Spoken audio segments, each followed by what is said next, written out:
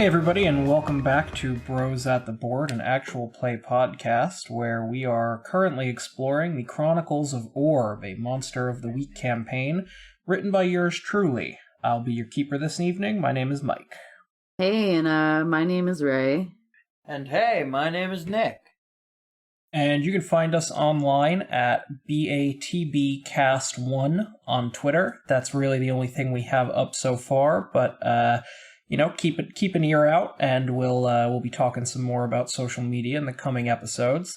If you tweet about the show, use hashtag BATBcast, and you will have an opportunity to become an NPC in our upcoming story here. I can't guarantee that you will live to see the end of it, but you could get your name in there. Yeah. Exciting stuff. Should we shout out the fact that we've kind of expanded our little team here? Yeah, so we can mention that. He might cut it out. I don't know if this is going to make the final product or not. But we have... It's okay, that's okay. We have bought our good friend Aaron on board to do some editing for us. Aaron is kind of a self-taught whiz with most of this stuff, and he's going to be a great resource for us. Maybe we'll get him on the pod someday. Yeah, man. So my question is, are we gonna start meta talking to him during recording and asking for edits? Like, oh hey Aaron, take that out. I mean, I think that would be just like a whole load of fun. Yeah, okay, sweet. Oh boy. Sounds good. You know, we'll see after this week maybe how Aaron feels about that. He stops working with us altogether. Sweet. All right, so a quick recap for you fellas before we jump in here. At the end of our last episode, you guys had just spoken to the sheriff, and he'd given you some information on what's been going on in Essex, and you were walking back out to your car when all of a sudden a crazy werewolf came running out of the forest and tried to attack you. With some quick thinking, you were saved by your orb driver, whose name is Bill Kaiser, and he got a couple shotgun rounds off. You guys hopped in the car, and you were able to avoid any serious harm. After the sheriff and his deputies came running outside, the wolf got spooked and shot off back into the forest. And that was pretty much right where we left it. So I am going to toss it right to you guys. This is maybe about 10 seconds ago, the werewolf broke back through that forest tree line. What do you do? So Yuri, at that point, immediately got out of the car. Kid, I gotta ask why you got out of the car. Well, he wants to go look around while everything's fresh. And he's kind of mad. Wait. So did we not drive away? Was that not? No. I thought that might have been established at the end of the last one, that we were like, Mike? No. Nope. You guys he was attacking the car, and then the deputies and the sheriff came out, and he spooked off into the forest. All right. So I want to look at the marks that were left on the car. Okay. So when you get out of the car, it is immediately obvious that, this thing packs a punch. I mean, werewolves are usually pretty tough, but you also know that the cars for Orb are pretty seriously reinforced specifically for these kind of incidences. This isn't the first time that one of the Orb standard issue vehicles has taken a claw. So you see that there are deep gouges just all over the side of the car that the wolf was primarily on, the werewolf. And also along the top of the car, there is kind of raking, like he was almost trying to get through the roof to get in at you. But as far as the kind of composition or the size or anything like that, they look like pretty standard werewolf markings. But, you both know Yuri, you're probably from your gut, and Rogers from your years of experience, that was no standard werewolf attack. It's the middle of the day. There's no full moon out. It's not even a part of the lunar cycle where you would be close to a full moon. So the attack looks like a werewolf attack, but something just does not seem right. Right. Nick, do you want to do anything? Yeah, let's do a investigate a mystery. Do it. Okay. Yeah, go ahead and roll that those bad boys. Alrighty. 10 plus what? 10 plus sharp? Yeah, it doesn't really matter if you rolled a 10. So you get to hold 2 from... Oh, no, it does. Yeah, what is your sharp? What'd you get? Sharp is 1, 11. Okay, yeah, so for a 10 plus that doesn't hit a 12, you get to hold 2 from that list of the Investigate a Mystery questions. And so you can ask me those right now if you want, or you can ask one and then ask the other one in a little bit, pretty much as long as it's still in the same scene. Okay. Let's go with what happened here? Okay. So it's hard for you to know the answer to that question, given kind of everything that just took place. What you know, the facts that you know are you were just attacked by a werewolf. That was definitely a werewolf. You've seen werewolves before. This one definitely had some differences about it, but it is a werewolf, undoubtedly. You also know that it shouldn't be possible for you to have been attacked by a werewolf because it is the middle of the day, and werewolves are governed by the moon, and it is not even close to a full moon. So you've been attacked by a werewolf, but there's no way you could have possibly been attacked by a werewolf. It's kind of this cognitive dissonance, and you have to draw kind of your own conclusions from that, but I would think that especially somebody with Rogers' experience would realize that there's something seriously wrong here. But you were attacked by a werewolf for sure. That is a werewolf. All right. Let's go with...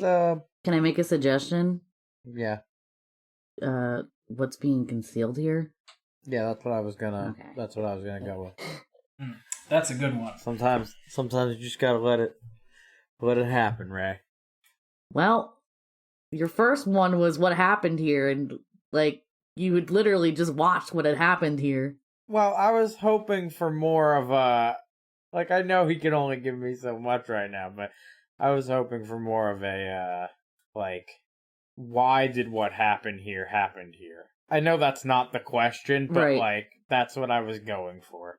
Right, but obviously I can't tell you that with the limited information that you have. Yes. So what's being concealed here? Again, this is... You can only glean so much from the incident, but you do know right at the kind of the moment that you both got into the car and the werewolf started just going nuts on the outside there, your sight activated. And when you looked at this thing, it was like somebody had turned on a spotlight directly into your eyes. There is just all kinds of magical energy that should not be... I do remember that. Yeah, that should not be in or around a werewolf coming off of that werewolf. You've seen werewolves with your sight before, Rogers, and they do have a kind of magical, mystical force that's there, but it's usually very primal. For you, I would think it probably appears almost as sort of like a red flowing mist or glow that's around them. Okay. what you saw when you looked at this werewolf, that there was a hint of that red underneath there, because that's what makes a werewolf. But it was bright, blinding light, and it seemed to be emanating from kind of its chest area, like the center of its torso there. Was the light any particular color?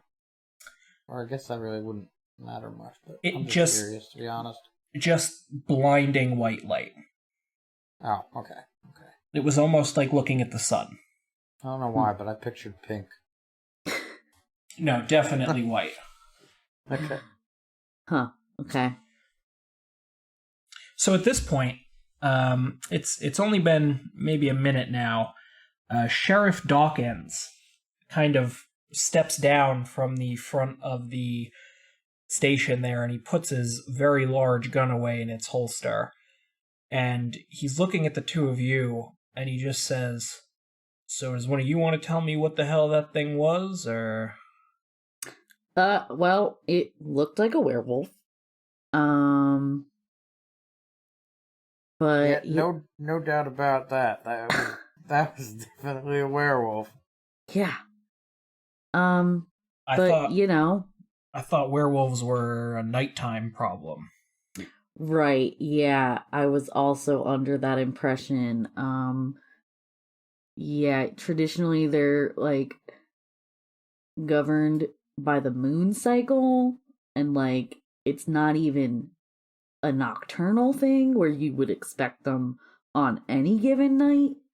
So this is definitely Let me tell you, out of all my years working in this business, I have never come across anything quite like that. Yeah, so does Rogers share the information that he gained from the site with everybody? Yeah, I thought that was just kind of... Okay. Well, I don't know. A given. Well, alright, yeah. I share the information with y'all. So I'm curious though, how would Rogers explain that, especially to these non-orb agents who are now kind of with you around the car, the sheriff and his deputies? So the world we live in, it's people know about monsters, or they don't. So they know about monsters. They know that there are things that go bump in the night. They know that a lot of the kind of historical monsters, things like vampires and werewolves, stuff like that, all came from true stories, but they're thought of almost as like legends at this point. Not legends, because they're still around, but their existence is kept very quiet, because whenever anything happens, Orb swoops in and cleans everything up pretty quick usually. So it's kind of one of those open secret type deals. Everybody knows that there is things that are beyond explanation to the standard person in the world.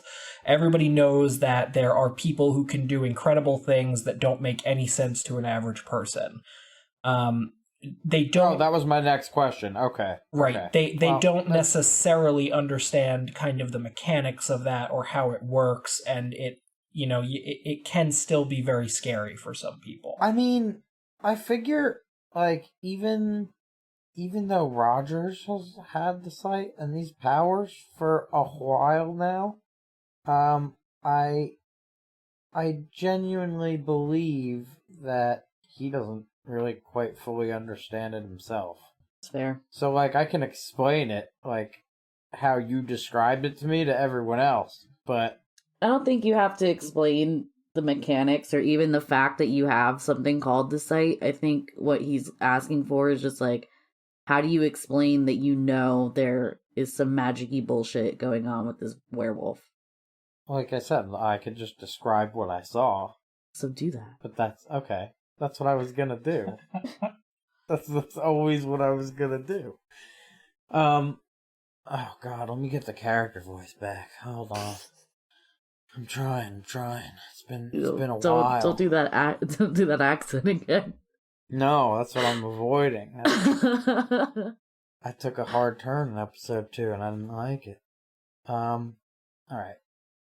Well, from what I saw, it seems like the werewolf had, like the normal energy, I guess you could call it, that surrounds a normal werewolf that I've seen before. But over that, there was a quite literally blinding white light emanating from the chest area of said werewolf. Now, this could mean something magical is at play here. I mean, it most definitely means that. I'm just not sure what. Okay. I want to give Alex a call and let her know what just went down. But also, I want to walk towards the woods because I want to go look at like the other tracks that it left, and maybe like take samples or pictures. I want to collect evidence. Heck yeah, heck yeah. Is that like a thing? Yeah, it is now. Okay, so you're gonna head towards the woods then, Yuri? Heck yeah. Kid, just be careful. I mean, I would appreciate if like somebody came with me, maybe some cops. Yeah, so give me some backup. Maybe clear a perimeter or something. I think as you start to kind of move in that direction, the sheriff directs 2 of his deputies to kind of tag along and watch your back. Fun. So you're heading over that way, and right now, Rogers, you're still standing by the car with the sheriff? Yes. So Bill is now going to get out of the car. He's been in the front seat this whole time. Bill. Kind of reloading his shotgun and just making sure everything's all right. And he gets out of the car and closes the door behind him. And he turns around and he starts kind of surveying the damage on the vehicle. And he gives a little bit of a whistle, which I won't do here because it's not good podcasting. And he says, well, this is going to be quite a lot of paperwork to fill out, and we're probably not even close to done with our job here. I gotta tell you, Rogers, it's never a boring time with you, that's for sure. Yeah, I feel the same way about you, Bill. If I overheard you said that you saw something different with this werewolf? Oh yeah, way different. Something's off here, Bill. I mean, obviously something's off, but something's really off. My best guess at this moment is maybe someone's forcing a werewolf transformation magically. For whatever reason, I couldn't tell you, but that's genuinely my best guess at this moment. I mean, forgetting about the why for a minute, I don't even know how that would be possible. Right. Maybe you should give Duncan a call. Alrighty. I mean, hey, you guys are the agents. That's just my 2 cents. And he pops back into the driver's seat. Alright, I guess I'm gonna give Duncan a call. Alright, so we'll jump over to Yuri by the tree line real quick. So Yuri, you get over there, and what are you doing? What is it you're looking for, trying to achieve? Maybe you... I don't know if this is something you would roll or if you just want to kind of look around. I think I'm going to investigate a mystery. I think that makes sense. Yeah. So I'm going to roll. Hold on. 6 and a 2. That's a 8 plus sharp. Yep. Plus 2, 9, 10. Okay, so on that 10 plus, you get to hold 2 from the list there.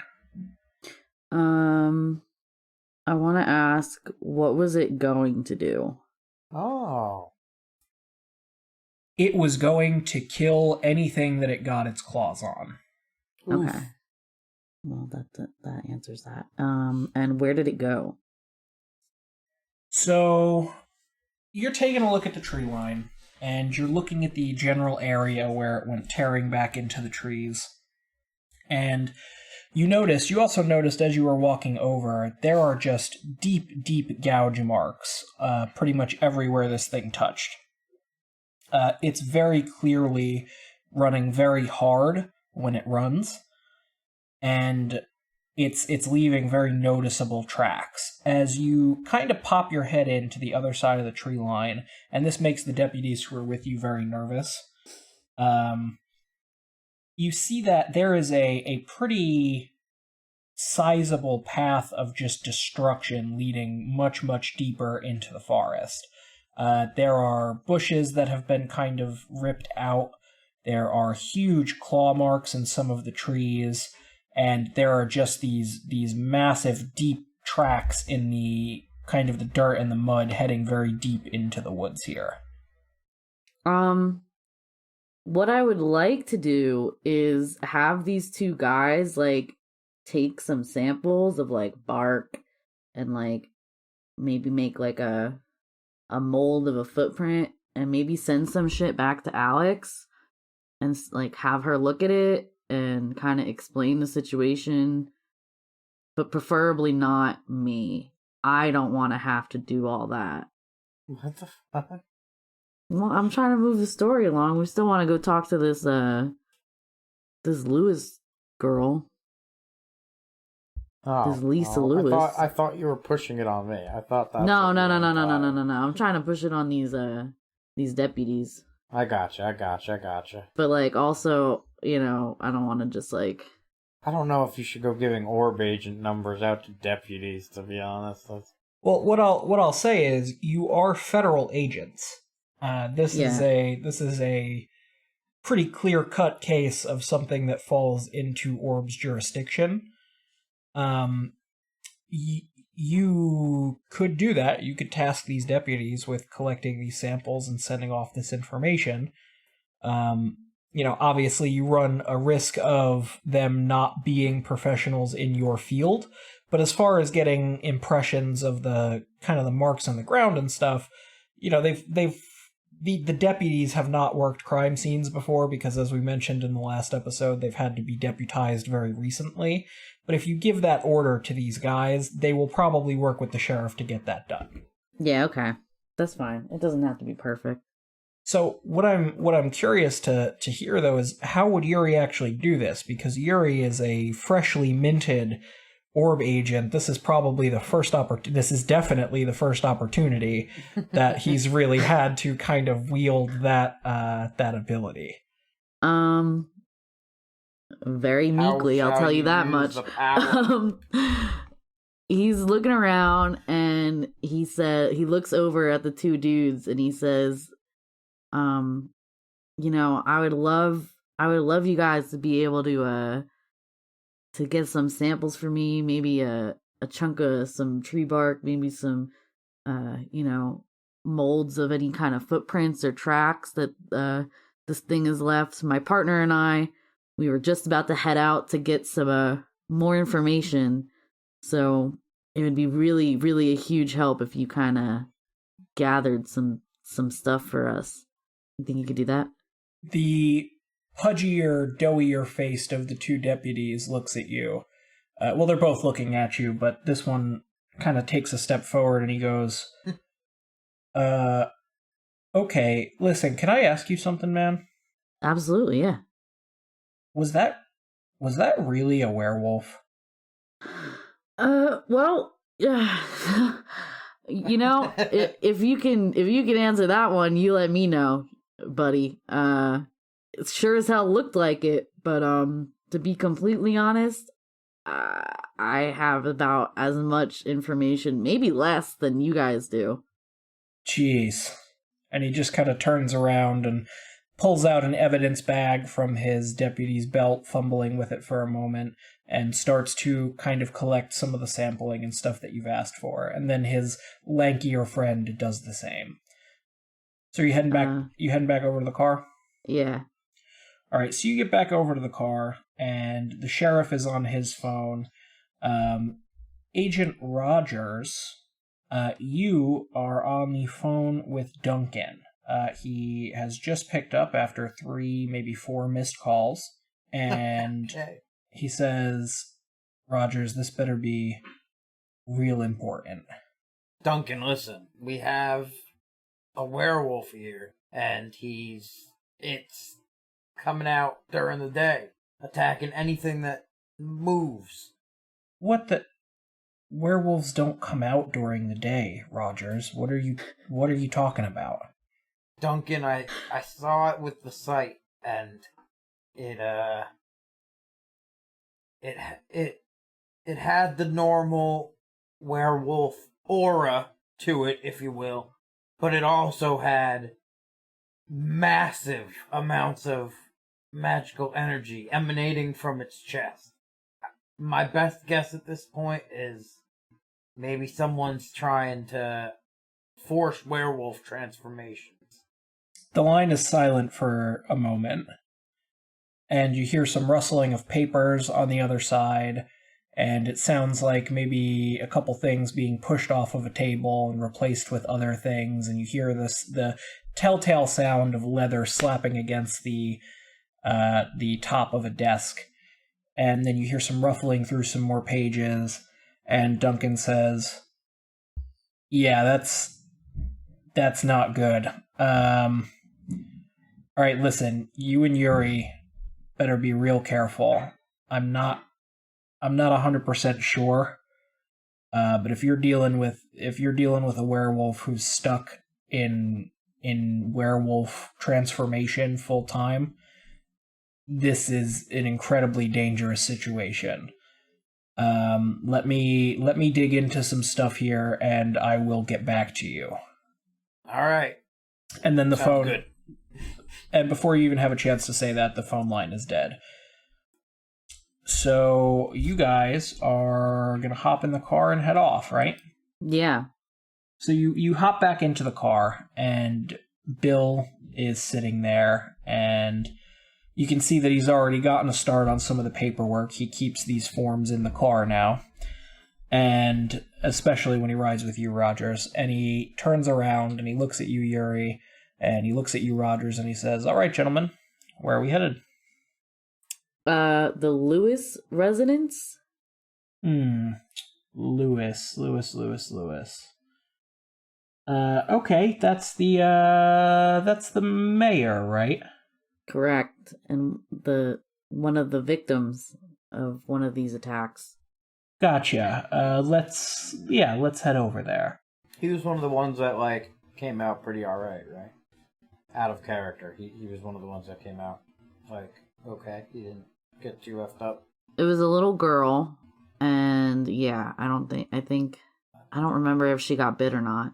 Oh, wait, it wasn't the mayor. Oh, okay, it wasn't the mayor himself. Okay, about that. No, and the mayor's also a woman. Oh. Yeah. My bad. So, Bill punches in the address to the Lewises, which you're not really sure how he knows. He hasn't Googled anything or looked anything up, but he just seemed to kind of figure it out. And you drive over there. It's not a very big town, so it only takes maybe 10 minutes to get across to the side where the Lewises live. And as you're pulling up the street, you realize that you have entered what is the kind of uber wealthy area of Essex. This is where, when they talk about old money, this is pretty much what they have in mind.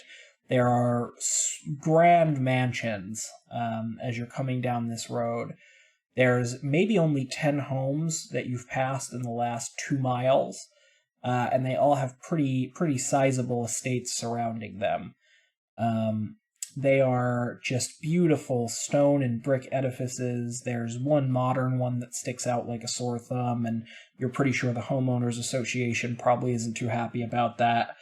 But as you near the end of this block that you've pulled onto, you come to a cul-de-sac, and there is only one home on this cul-de-sac at the far end from where the entrance is, and you can guess without being told that this is where the mayor and her family live. You also realize that you might have a little bit more trouble getting in here than you had initially hoped, as you see that there is a guard post in the front. There are 2 armed men, visibly holding assault weaponry and dressed in black tactical gear, standing on either side of a large wrought iron fence, and there is a large black SUV parked off to the side of the fence as well. Bill pulls you kind of around so that the the side of the car that is not covered in werewolf damage, is facing the estate and says, "Good luck." All right, I get out of the car. Me too. I'm gonna take out my badge. One of the tactically geared gentlemen steps forward, and he looks at you, and he looks at the badge, and he says, "What can I do for you, Agent?" We're looking to talk to Miss Lewis. Lisa Lewis to be exact. You're looking to speak to the mayor's daughter? Yeah, it's our understanding that she was recently involved in an incident. And he puts his hand up and stops you right there, and he says, "Please, we don't need to discuss that here. Let me see if they're available." And he walks back to the guardhouse, and you notice now that there is a third man in that same tactical gear with a large heavy assault rifle in the guardhouse as well. And he picks up the phone and appears to be talking to somebody. You guys want to do anything else while this phone call's going on? I lean over to Agent Rogers and I say, "Boy, you Americans really love your guns." Kid, you don't know the half of it. And the first security guy in the tactical gear comes walking back down from the guardhouse, and he says, "The mayor is not really comfortable with you interviewing her daughter. I think it would probably be best if you came back another time." Well, then, how about you tell her, senior agent on the scene wants to have a word with her instead. He looks at you for a minute, and he walks back over to the guardhouse. And then he comes walking back from the guardhouse, and he says, "Okay, just hang on a minute. She's gonna come down." All right. Alrighty. Kid, you gotta start to sound more intimidating. I think I was about to tell you to sound less intimidating. No. That's the only way you get shit done sometimes. So, coming down the path from the home, which is set pretty far back, actually, from the gate, you see a black sedan, a silver sedan, pulling towards the front gate there. I just realized I've been using black for pretty much all the vehicles, and, we're not in the Matrix. Or are we? No, I'm just kidding. So a silver sedan comes rolling down the drive, and as it approaches the gate opens outward from the inside, and it pulls just short of you two, and out of the back steps a woman in her early 40s. She looks like a politician. She's wearing a gray power suit. She's got her hair up in a tight professional bun, and she oozes politician and lawyer out of every kind of pore of her being. And she steps forward and she says, "I'm Brenda Lewis. I'm the mayor. What can I do for you, agents?" Nice to meet you. I'm Agent Rogers, and this here is my ward, Yuri. Your What? ward? He's just, it's his first time on the job. What can I do for you, agents? Well, we we want to talk to your daughter, preferably. That's absolutely not going to happen. What? Hold on. Yuri has like his hands on his hips and he's like standing straight up. Oh my god, this is gonna go horribly. We're gonna get shot at the gate. Oh shit. Okay, so Roger steps forward with, wait, are we like in handshaking? Like, can I take a few steps and outstretch my hand for a handshake? Yeah, sure. Oh, okay. Well, I didn't know how close we were. I don't know, like, if she was, like, behind the gate still, or what the dealio was. No, she's maybe 6 feet from you. Alright, so I step forward, hand outstretched. I say, maybe we could just ask you a few questions. So as you step forward, both of those tactical security guys kind of step with you, and they are now between you and the mayor. Alright, well, I feel like this is a little unnecessary, but can we ask you a few questions? The mayor steps forward and she puts her hand on the shoulder of one of the security guys, who steps to the side and says, "Yes, I'm sorry about them. They just take their job very seriously, and we appreciate them doing that." And then the two security guards kind of step back. I keep saying agents, I promise they're not secretly like agents of a different organization or something. That's all good. I got the drift. We're just flowing with it right now. We're having a good time. Words are slipping out. It's okay. What questions do you have for me, agents? Well, let's start with where were you and your daughter on the night of the attack? My daughter was walking home from her friend's house. A dog jumped out and scared her, and then ran off. I don't know what you mean by attack. According to our intel that we've gained from our superiors, as well as the sheriff here in town, your daughter was approached by not a dog. Definitely not a dog. The what is still up for debate. But yeah, which is kind of why we wanted to have a conversation with her. She seems to, in my opinion, be the only person who hasn't immediately been attacked when coming face to face with this thing. I don't know what thing you're talking about, agent. Like I said, my daughter was spooked by a dog which ran off. All right, I'm Mayor. I'm sure if you're implying that something else happened here, it did not. Mayor, I don't know if you're in some kind of paranormal denial or something like that here in this town, but we got a pretty serious werewolf situation on our hands, and we want to see if your daughter saw the same thing we saw 20 minutes ago. First of all, agent, and let me be clear, I'm in no denial of any kind. I'm well aware of the things that go bump in the night out in the world. I'm also well aware that Essex is... Well, you better be well aware that there's one tearing down your doorstep, and we need to know if your daughter saw the same thing or if it really was just a dog.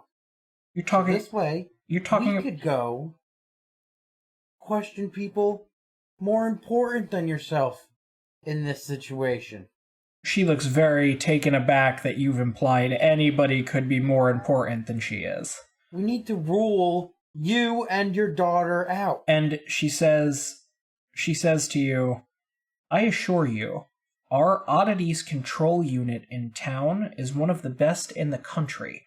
We don't have problems like that around here. I know there have been a string of wild animal attacks, and maybe it's a rabid dog, or maybe it's even a wolf.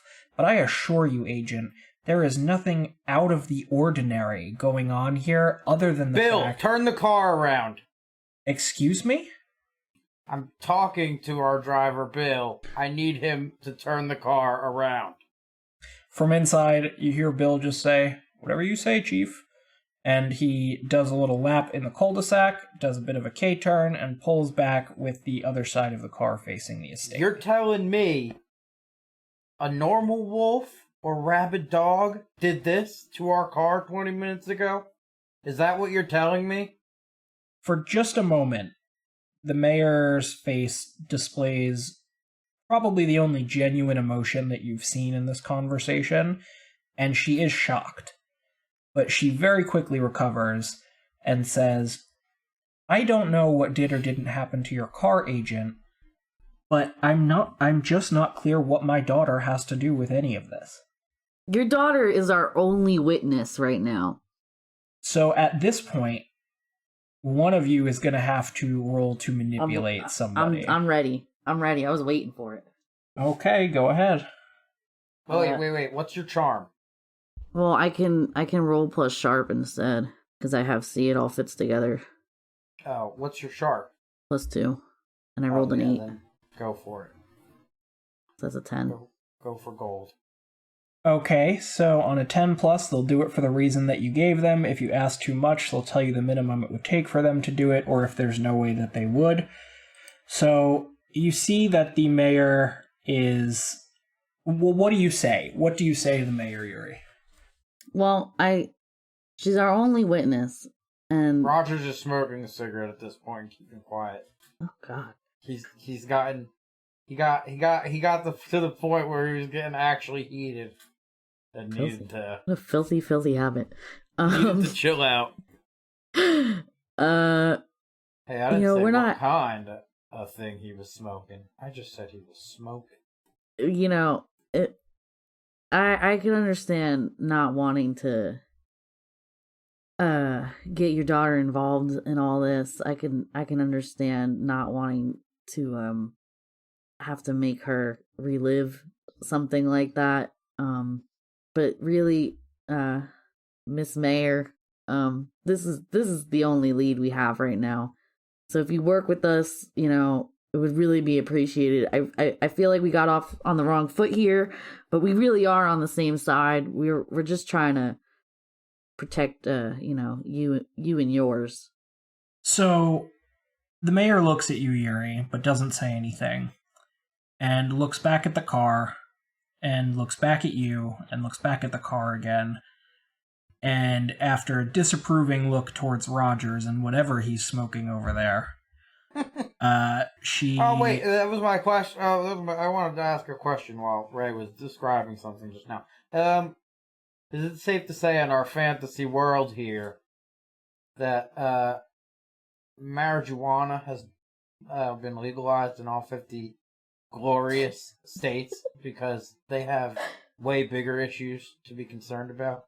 You know what? Sure, I'll give you this one. I think... Wow, Nick, wow. Yeah, I think... One foul swoop, you just legalized I'm on a roll marijuana in the today. United States. Here we That's go. where ORB gets all its funding, is the tax money off legal weed. Here we go. Were you just All about right. to say legalized marijuana? Legalized? Yeah. Legalized, yeah. Legalized. Hell yeah.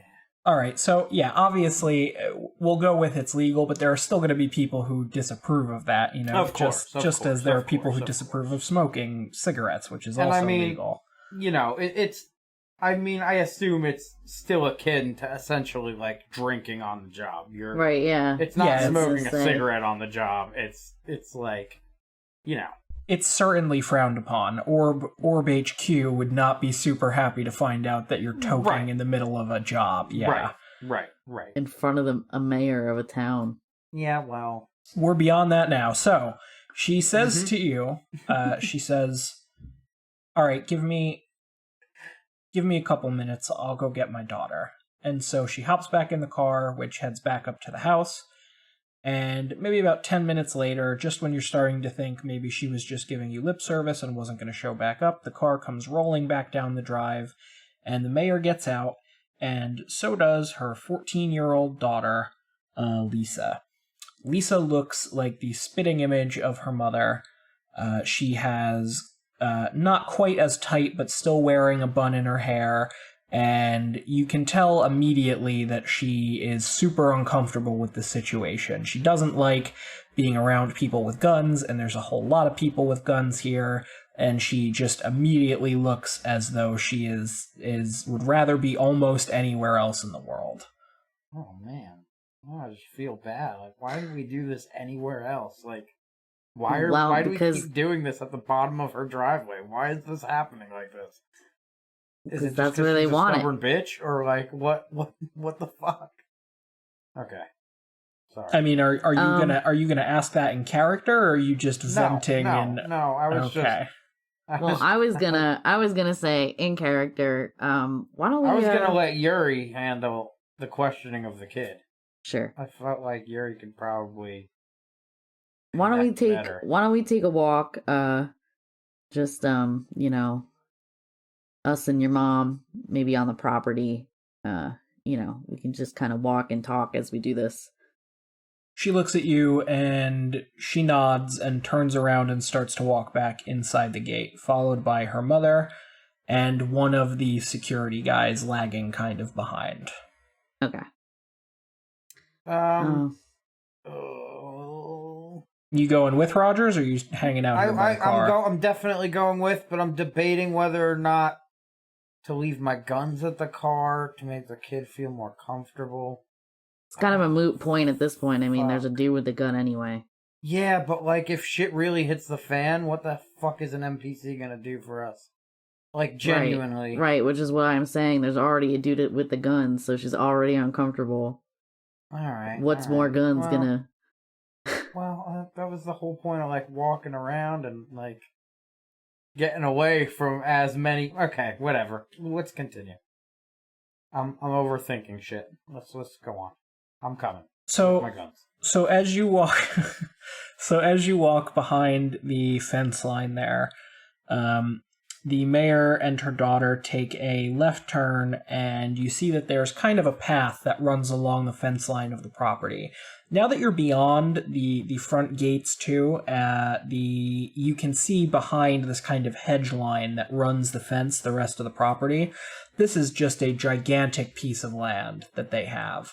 It is almost looks like a golf course with the clubhouse as their home kind of in the center.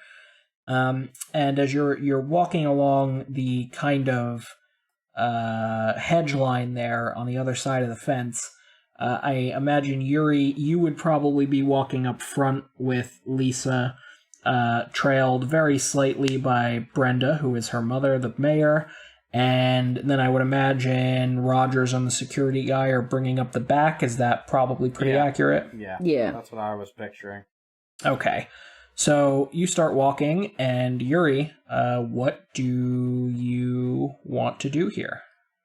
So I take a look around this gigantic fucking yard, and I say, "Wow, this is quite a place you guys have here. How long have y'all lived out here?" I don't know. I mean, my parents have been here since before I was born. That's fair. So you've lived in this town your whole life? Since day one. Nice. Yeah, I grew up in a small town too. So, you know, I won't eat up too much of your time here.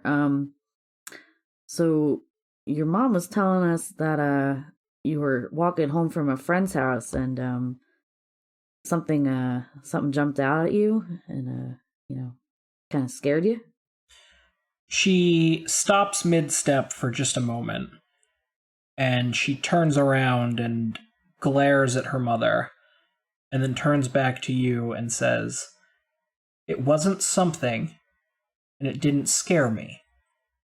It was a werewolf. And my mother tells me that I'm crazy. It must have just been a dog or a wolf or something, maybe with rabies. But I'm telling you, I've watched enough movies and enough TV, and I've read enough books, and I've spent enough time online that I know what a werewolf looks like, and that thing was a werewolf." And then she keeps walking. Yuri kind of chuckles and he follows with her and he says, yeah, I have to agree with you there. I'll be honest with you. My partner and I, just around a half hour ago, came face to face with that.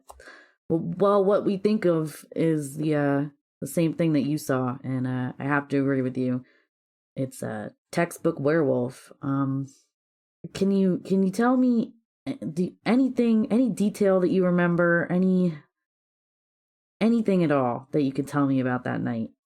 She looks at you sideways and kind of hesitates for a moment, and she says, "I don't really remember much.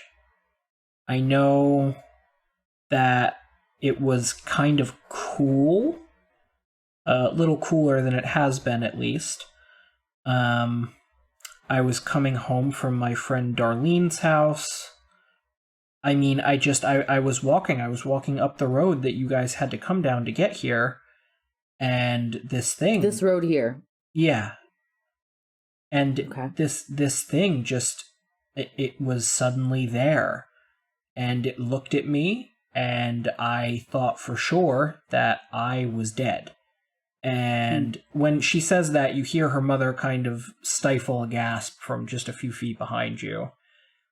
And she continues walking, and she says, I don't know why it didn't hurt me, but it was there, and it was kind of growling, and it took a couple steps towards me and then shot off. It ran off in another direction. And then I was so scared. I sprinted the rest of the way home. That's quite a story.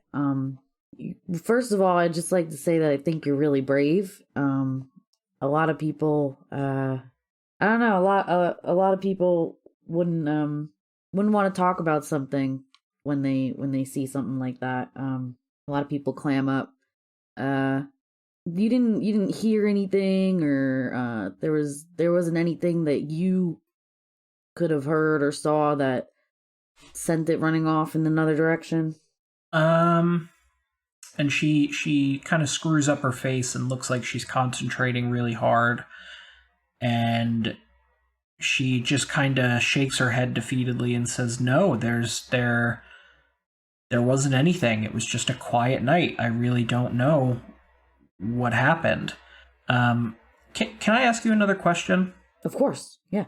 Do you think, and she kind of stops, and she stops walking here, and she looks down and is kind of picking at her fingernails, and she looks back up at you and she says, "Do you think this is the thing that's been killing people?"